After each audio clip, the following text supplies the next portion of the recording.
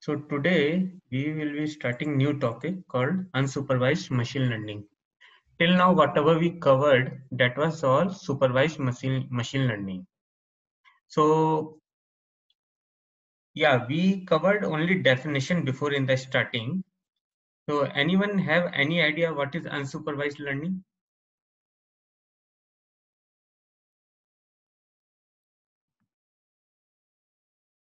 Or you can give some example. Yes BCB actually unsupervised learning जिसमें system अपने आप को खुद ट्रेन करता है, हमें कोई ट्रेनिंग डेटा प्रेफर नहीं करना पड़ता है, वो अपना एक सिमुलेटिव बेस पे चीज़ें कलेक्ट करता है और इकट्ठा करता है, something like this. Yes, correct, correct. Anyone else?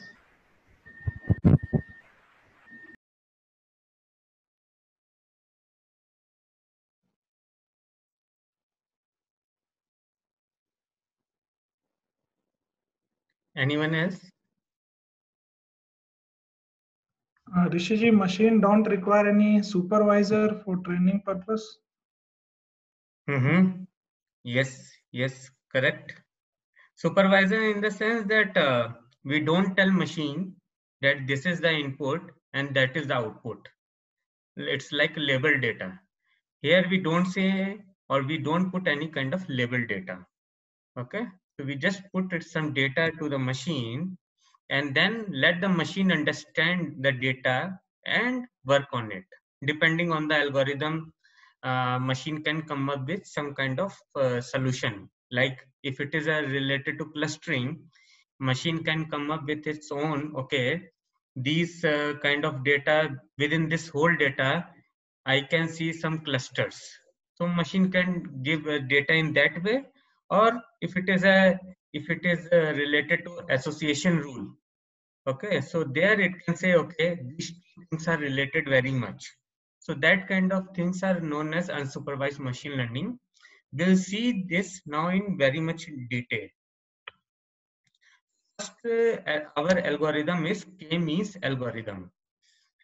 So this is one of the clustering algorithms. So unsupervised, we saw two kind of examples. One is clustering, other one is association rule.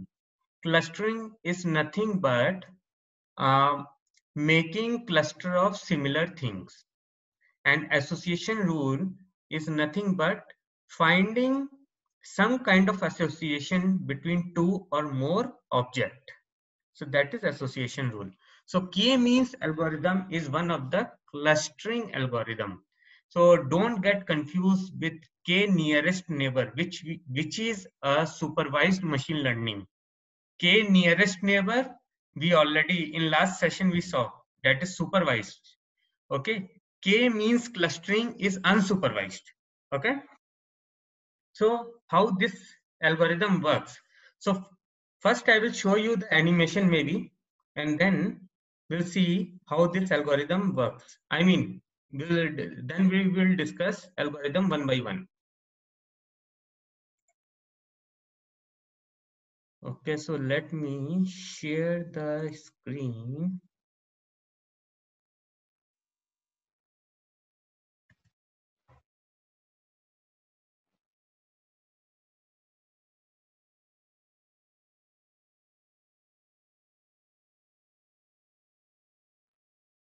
Okay, so how this algorithm, can you see my screen? This some dots. Yes, Rishi ji, able to see. Okay, so what happens? Suppose these all dots, these white dot represent your data.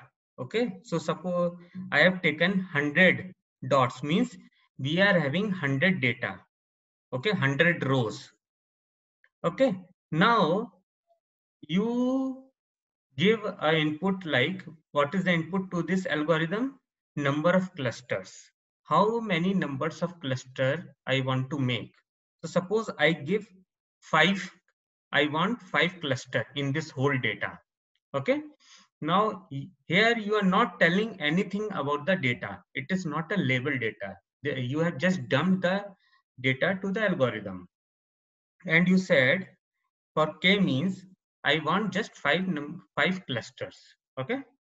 So this is what happens starting. This is the starting. Now start. So what happened in the starting, or I will restart. Okay, so in the starting, 5 for 5 because you have declared 5 centroid, I mean 5 clusters. So the algorithm initialize 5 points randomly. Okay, it just put 5 point in between this 100 set of points.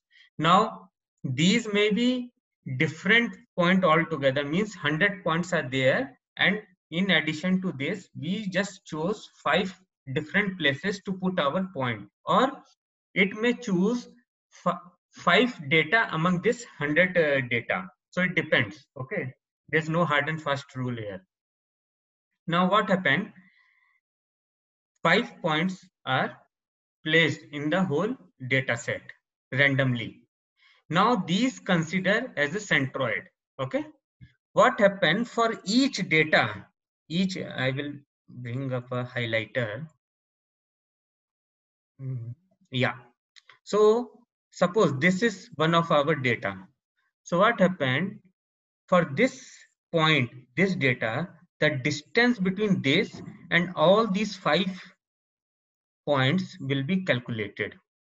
Okay, now if this data, then this point data will be assigned to the nearest point, and this is the first step, like this. So whatever this point is nearest to this point, so this is assigned to this cluster. Likewise, all the points are assigned to their respective clusters. Okay, so we started with 5 clusters, so you can see here 5 different clusters by color. Okay, now next step, once you assign, okay, so suppose this cluster, okay, this green color cluster, what happened, all the points, for all the points, new centroid will be calculated. Okay, so next step, see this, for all the cluster, from those, for all the points within that cluster, new centroid will be calculated, and that centroid you can see for all the clusters shifted somewhere.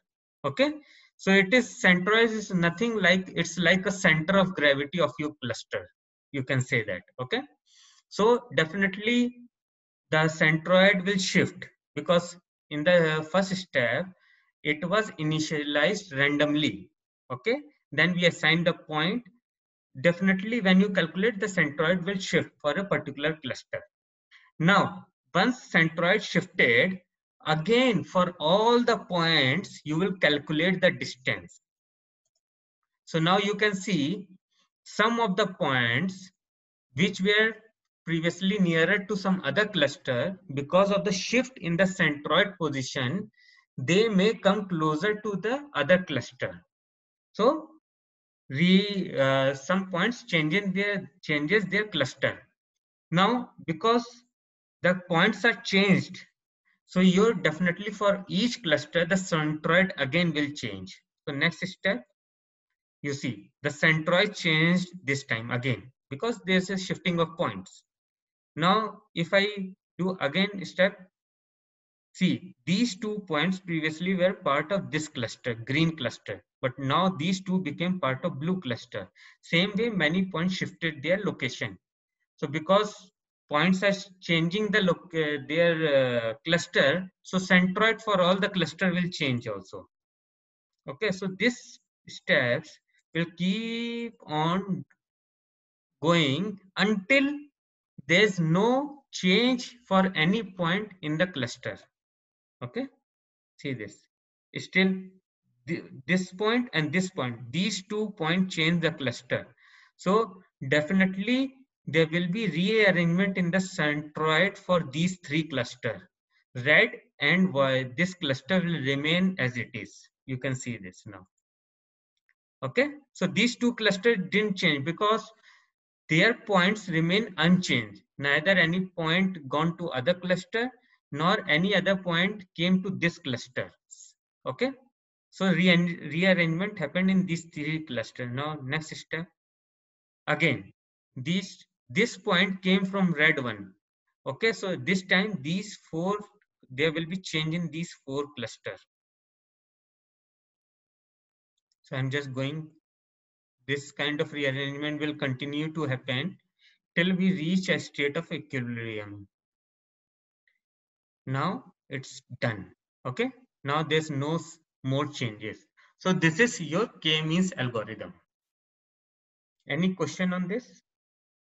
This is a very beautiful animation actually to understand. So you can change the number of points and number of cluster, and then you can run this to understand what happens in k-means system. ऋषि जी, हाँ, ये जो centroid point है, ये हम लोग define कर सकते हैं कि हमको रैंडम ही देता है अपने आप random? random, it select random points. Okay, we can't give and define something. No. It selects, the algorithm selects randomly. Okay.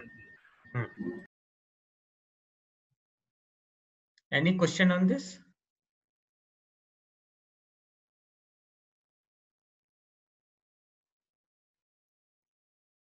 Any question?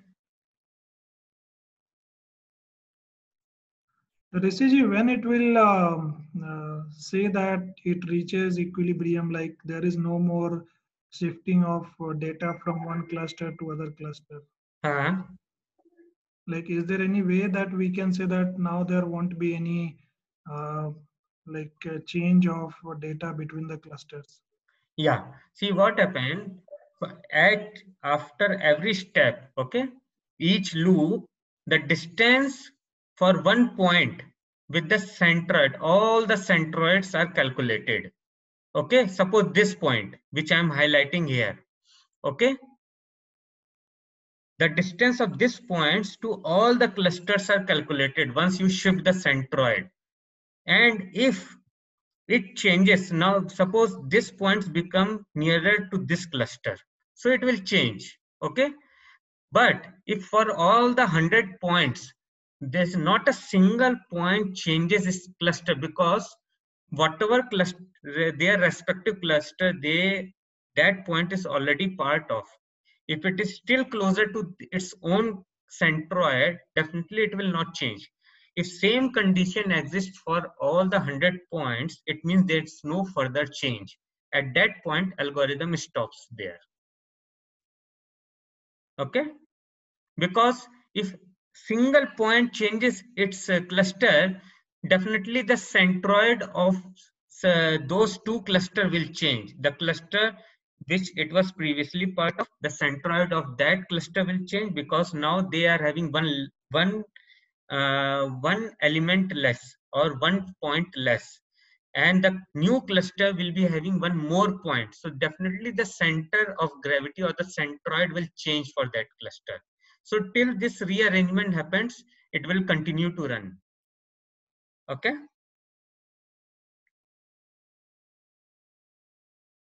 Okay. So any question on this algorithm, how it works?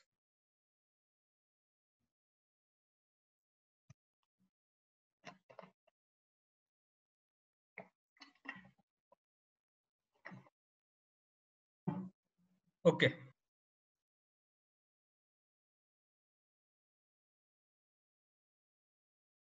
So this is the algorithm. Initialize k centroids. Initialize k centroids randomly. Select at random k points. Okay.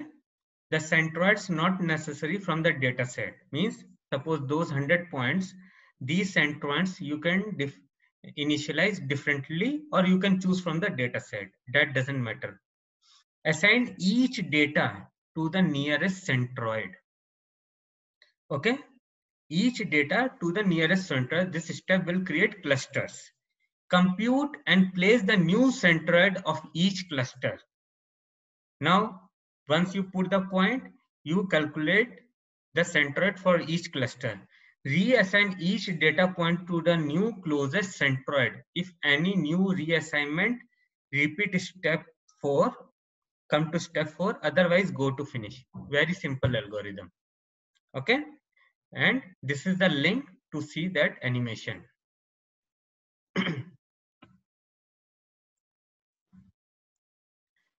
Okay, so now what happened? There's a problem in this algorithm. It is called as random initialization trap. Okay, so suppose you are having these points, okay, on the screen. Don't go on the color of the point as of now. So there are, if you count, it's around 20 points, 10 here, 5, 5, total 20 points are there. Now what happened? Random initialization trap says that the cluster which are coming in the end, those clusters are influenced by the centroid which you are choosing in the starting. Okay, so suppose total 20 points have been given and you selected 3 clusters. You thought, okay, I want 3 clusters out of these 20 points. So definitely you will choose 3 centroids randomly. You chose one centroid near to this points. Okay, this is the final output. Okay, so you chose one point near to this data point, one near to this and one near to this. So after all the rearrangement happened, it will come up with 3 clusters. One is this, another one this, and one is this.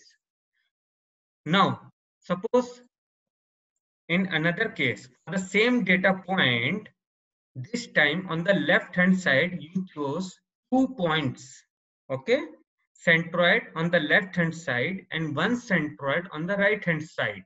So you can see that for the same data set, means same data point, their position is not changing, but depending on the centroid point where you have initialized the number of clusters, it is 3 only, but the position is coming different. In the first case, on the right hand side, you can see cluster, left hand side, one cluster. But for the same data set, if you initialize the point differently, right hand side is coming one cluster and left hand side coming 2 cluster.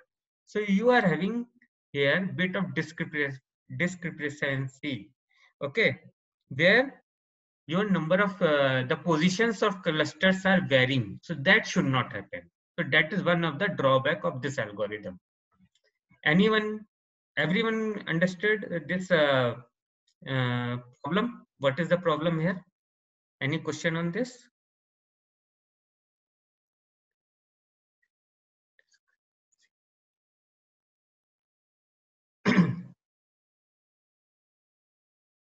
Any question?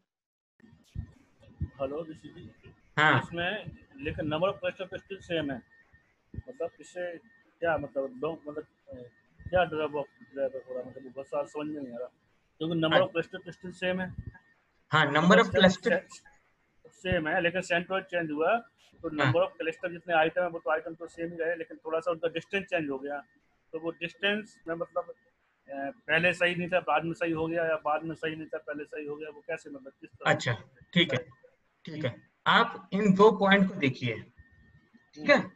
ये 2 point जो हैं, ये इस case में both of these are part of same cluster. Same cluster means they are similar as per algorithm. Both these points are falling into same category. They are similar. Okay. But in the second case, both these points are falling into different cluster. Now these are not similar. Okay. Why this happened? Because on the left hand side, in the first case, this case, you initialized only one centroid, so everyone fall into same cluster. But in second case, you chose 2 points. That's why these 2 points fall into different clusters. So in first case, 2 points are, you can say, friends, but in second case, they became part of different cluster. So that is the random initialization trap, that the way But you huh, but in reality it should be like this, na? Because earlier we initialize only 1 point, later we initialize 2 points, so both are closed one, na? So it should be like this. Why this is the problem? see your here the result, the end result is depending on your initialization of the centroid, right? Okay. If 2 points are similar, they should come similar or they should be part of same cluster. Doesn't matter how you are choosing initializing your centroid, correct? Okay. If I mean, in any case, these 2 points either should fall into same cluster or different cluster. The end result should not differ because of your starting step. Okay. Okay, so that is one of the drawback of this algorithm. Okay. Now I can understand. So Okay, initially you taken the two centroid point, then you can increase the one centroid point more. no. I'm not increasing this number of centroid here. See, this is the first case. All the Mm-hmm. this plus sign is nothing but your data points. Okay, ठीक है. and I chose the number of cluster as 3. ठीक है. Okay, but for those 3, I chose the number 3, so I will definitely initialize the point anywhere randomly, correct? Yes. Yeah. So here what happened, on the left hand side on the screen, if you see, Mm-hmm. out of 3 point, 1 point fall on the left hand side and 2 point Yeah. fall on the right hand side. So 3 Okay. clusters formed. But in other case, suppose I reran the algorithm again for the same data point, but this time on the left hand side I initialize 2 points and remaining 1 point on the right hand side. So the cluster formed differently. Mm-hmm. So that should not happen, because on the left hand side in first case you chose 1 point and in second time you chose 2 clusters. So that is the difference. Initialization of the centroid is creating different result. So that should not happen. Oh. Mm-hmm. Okay. Understand. Is it clear to everyone here?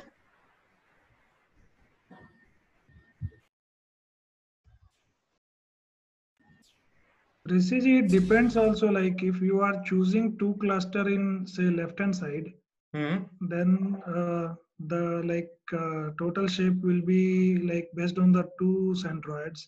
And if you will choose one, then again it will rearrange and then it will come as a one centroid, like a whole cluster will be. Correct.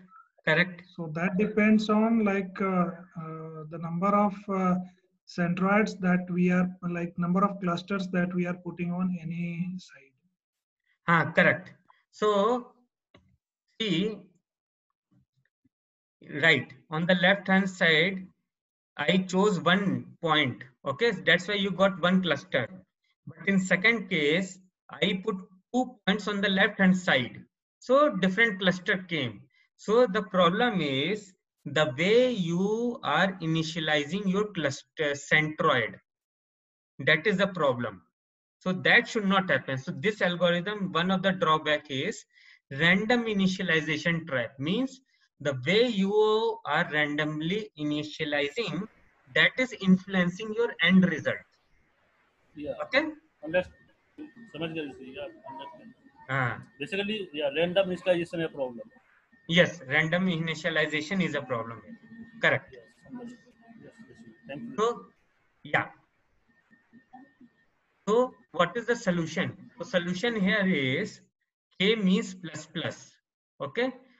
It is this k means plus plus is the advanced version of k means algorithm, where the initialization of the centroid is bit smarter. It is not in a random. It is in smarter initialization, and rest of the algorithm is same. Now, how to initialize the centroid, that is totally different steps. The way it initializes. So we are not going to discuss that. It's just that drawback of the first algorithm is sorted out in k means plus plus. So wherever we use the coding, we directly use k means plus plus algorithm only. Okay. तो Rishi ji K mean plus plus में random नहीं करेंगे हम लोग, नहीं, मतलब उसको manually बताएंगे these are the centroid point. हाँ, मैनुअली हम नहीं बताएंगे. It will choose using some of the steps so that it will not create what you say trap. The way Random, yeah. it will choose some based on some whatever some criteria. It will not be, it won't be random. It will be based on some criteria. Oh. Okay. मतलब you are trying to say कि मतलब हम उसको कुछ categorisation दे देंगे किस तरह से ऐसे करना है. हाँ. कुछ कैटेगरी बीच में ऐड कर देंगे. There will be some kind of criteria that how you have to put those points. So selection of the points will not be random. Criteria means can you give some example on the criteria? No, Ji, I am not gone to detail of that initialization of centroid. Okay. But yeah, but if I get time, I will definitely let you know. Oh, okay. Okay.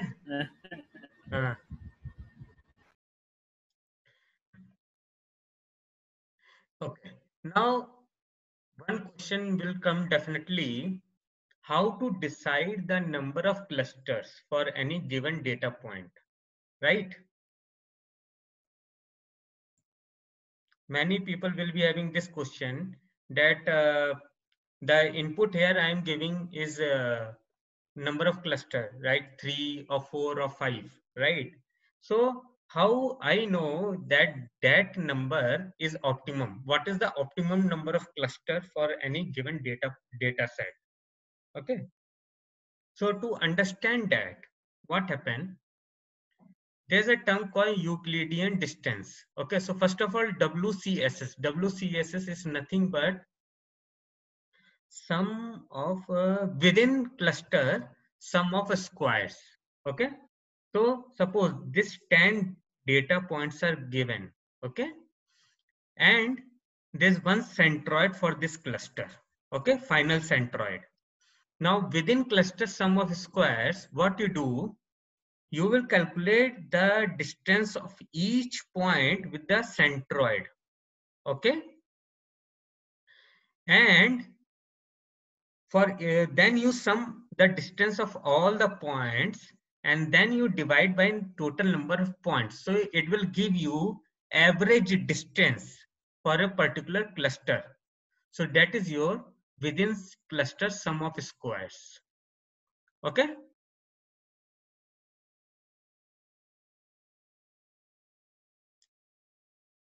Everyone is clear?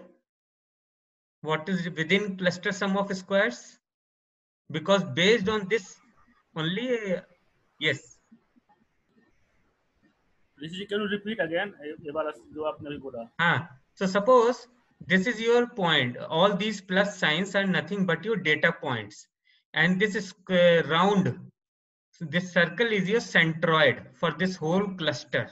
Okay. So for each data point, you will calculate the distance between the data point and the centroid. Okay, like this you will be having 10 values for each point. You will be having one distance. Okay, what you will do, you will sum all those distance and divide by total number of points, so it will give you average distance, right? So that is called as within cluster sum of squares. So multi cluster होगा तो दूसरा होगा. ये only single cluster के लिए है.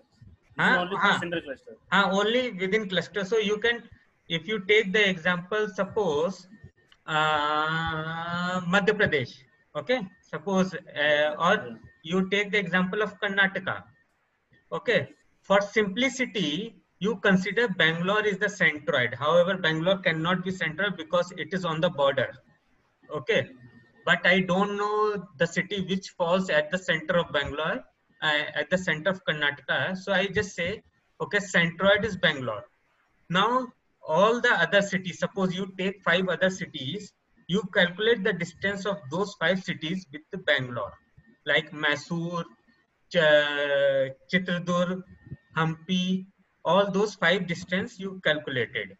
Then you divide the total, you sum all those 5 distances and divide by number of cities, like 5. So that comes your within cluster sum of square. Okay. So whatever number of clusters you are having, for each cluster you will calculate this WCSS, the within cluster sum of squares. Okay. Is this term is clear to everyone? Yes. Okay. Now, if you understood this WCSS, right? You are having 10 points on the screen. Can anyone tell me, okay, what will be the optimum number of cluster for WCSS to be minimum?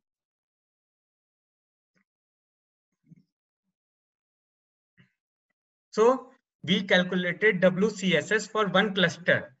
Likewise, for your whole data set, whatever number of clusters are there, suppose 3 clusters are there.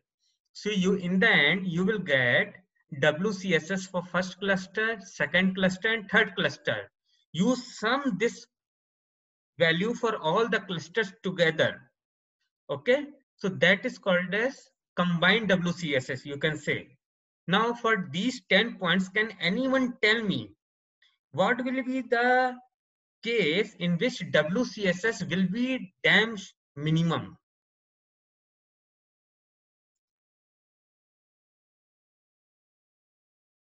If you got the idea, you can tell me easily.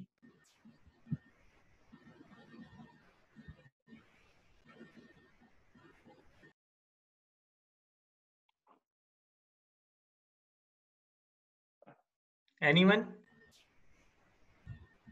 It would be 1. Okay.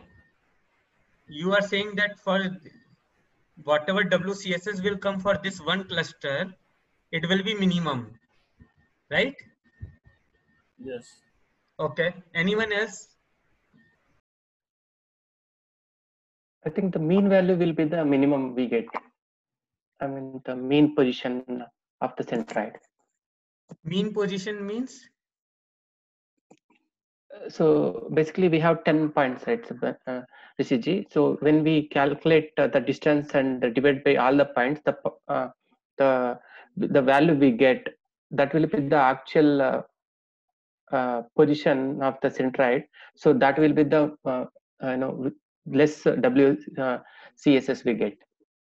Okay. Okay. I think I need to clarify a little bit more. Okay. Just a minute. Okay. Okay.